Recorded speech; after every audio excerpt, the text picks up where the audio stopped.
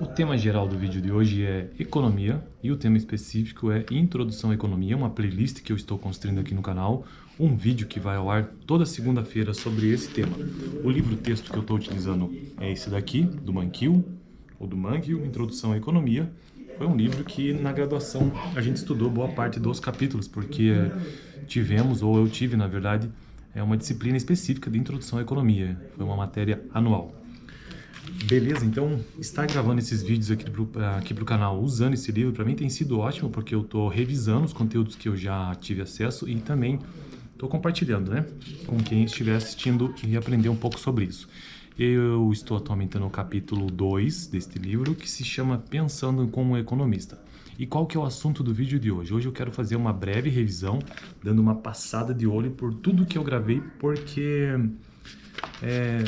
já praticamente não, mas eu já finalizei esse capítulo, não temos mais assuntos para tratar nele. Então hoje será um vídeo de revisão, tá bom? E no final eu quero fazer uma leitura do resumo que o próprio livro traz. Ele traz aqui 4 parágrafos com um resumo então do capítulo. Vamos lá, vamos então ver o que é que a gente tratou ao longo desses vídeos. Eu gravei um vídeo para cada um dos subtemas, para cada assunto que esse capítulo trouxe. Então veja qual que é a capa do capítulo, Pensando como Economista, olha só.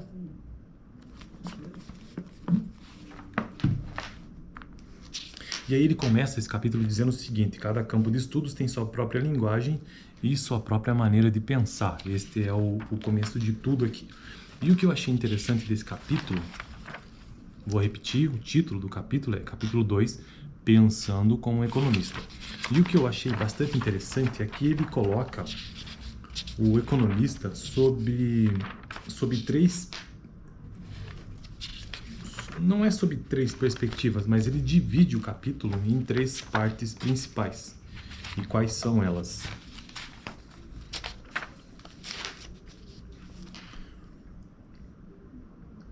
Ele coloca os economistas, primeiramente, em 2 partes principais. Então, ele coloca o economista como cientista,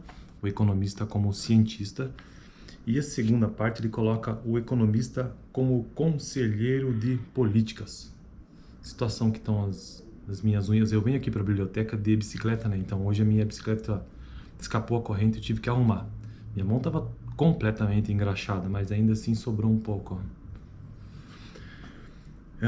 Então, o capítulo 2, Pensando como Economista, ele coloca o economista sob 2 perspectivas: o economista como cientista e o economista como conselheiro de políticas, né? Nesse caso, políticas econômicas.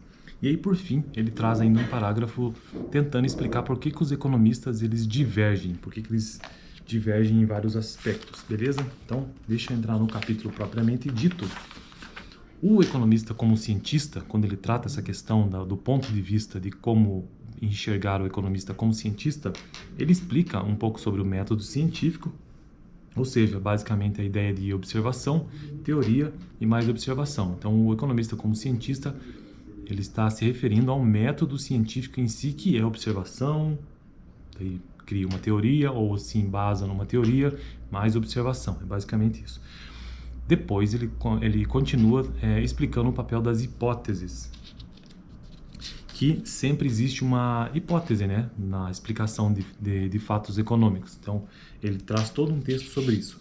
E, avançando nesta ideia do economista como cientista, ele conclui tratando ou explicando algo sobre os modelos econômicos. Os modelos econômicos. Lembrando que é a percepção do economista como cientista. Então aqui a questão do modelo, ele explica que o modelo nada mais é do que uma simplificação da realidade. Como a realidade é muito complexa né, e tem muitas variáveis, então o modelo econômico nada mais é do que uma redução da realidade para tentar compreender inicialmente. E depois isso vai sendo acrescido das suas variáveis.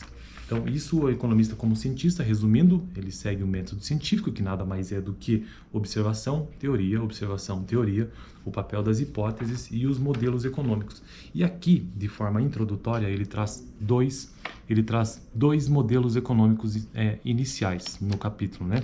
Lembrando que nós estamos falando de um livro sobre introdução à economia. Existem centenas de modelos econômicos, mas esses aqui são os dois básicos iniciais. E o primeiro que ele traz é o diagrama do fluxo circular. Então, primeiro modelo, o economista como cientista, ele tem em sua frente o diagrama do fluxo circular. E o que é basicamente o modelo do diagrama do fluxo circular? O diagrama, você imagina uma imagem, né? E o fluxo, algo que está em constante movimento, e circular porque é em círculos, quase que infinito. Então, o modelo do diagrama do fluxo circular, o que isso significa?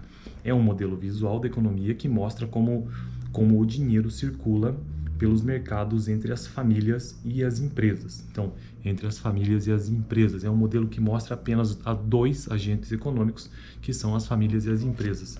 E este aqui é o diagrama, dá uma olhada. Se eu editasse esse vídeo, eu ia deixar aqui na tela, mas eu não edito, então vou tentar mostrar no livro mesmo. Então, é um modelo que basicamente, eu não vou explicar ele, porque tem um vídeo só para isso, mostra a circulação do dinheiro entre as famílias e as empresas, como que isso acontece, desde fatores de produção, mercado de bens e serviços, enfim. Essa é uma maneira básica de entender a economia, que há essa troca monetária entre empresas e famílias. Veja que aqui não está sendo colocada a questão do governo e nem o comércio internacional, e aí que são modelos mais complexos. Esse é o modelo básico da economia, como que acontece essa circulação de dinheiro entre empresas e famílias.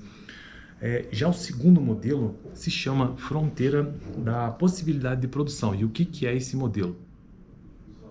Esse modelo basicamente é um gráfico que mostra, veja, o primeiro era um diagrama, então é uma espécie de resumo, né? Já o segundo modelo, que é a fronteira de possibilidade de produção, ele é um gráfico que mostra as combinações de produtos que a economia tem a possibilidade de produzir, dados os fatores de produção e a tecnologia de produção disponível. Então, esse gráfico basicamente mostra a combinação que a economia tem de produzir baseado nos seus fatores de produção e na tecnologia. Então, deixa eu mostrar como que é este gráfico. Também não vou explicar ele porque tem um vídeo só sobre isso, mas é bom entender que existem esses dois principais modelos. O primeiro modelo, o diagrama do fluxo circular, e este aqui que é o gráfico da possibilidade de produção. Veja como ele funciona. Então, você tem no eixo cartesiano, né, x e y, você tem dois produtos, e ele tem este desenho, ele forma esta curva, que é a variação de um produto. Se você deixa de produzir um produto, você ganha na produção de outro e assim por diante. Como eu disse, é um modelo que tenta reduzir a realidade. É evidente que a economia ela tem muito mais produtos, né? Mas o cerne dessa ideia da fronteira de possibilidade de produção é que uma economia produz 1000 carros, mas por outro lado ela deixa de produzir 100 computadores, por exemplo, se tiver que comparar computadores com carros. Então, da mesma maneira, se você produz mais computadores, produz menos carros. Ele tenta fazer essa correlação entre os produtos. Beleza?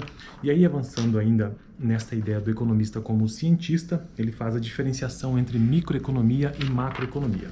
Bom, microeconomia é o estudo de como as famílias e as empresas tomam decisões e de como interagem nos mercados. Então, microeconomia tem que pensar em termos de empresas e famílias, é microeconomia.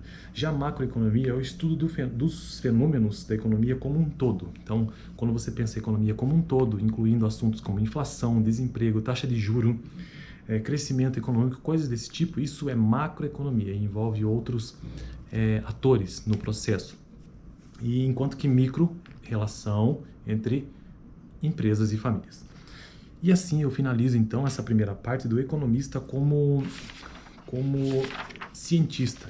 Essa foi a revisão do vídeo de hoje, o economista como cientista. No próximo vídeo, para esse aqui não ficar muito longo, eu quero fazer uma breve revisão sobre o economista como conselheiro de políticas e ver o que é que o capítulo traz sobre isso, beleza? Fico por aqui, até segunda-feira que vem.